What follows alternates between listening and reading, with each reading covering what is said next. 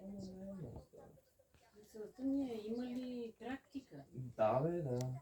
Ти ти влезеш в офиса и... Абе, офиса мога Да, бе, да, бе, да. Говоря ти, че професионално всичко.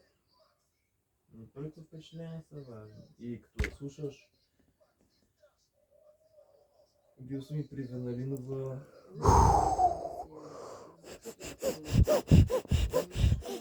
Тя помогна и тя е изписала на Рокотан лечение на Вестко. Тя ли го е изписала? Да, тя с Веналинова е била на това пък.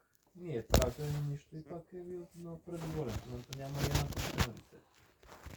Ама и мал ли е много път? Ти не го ли помниш какъв беше? Той беше по-зад Не съм мен. го виждала. Беше по-зад мен. Сега беше урани. Имаше и навсекъде, не само така в моята страна беше. А тя е... Какви пари ти взима за прегледа в София? 70 лева. Не взима обаче постоянно лайката на телефона, ако имаш диетата. Да. Обажда се, не е да се не обажда. Отговаря на почти. Ето,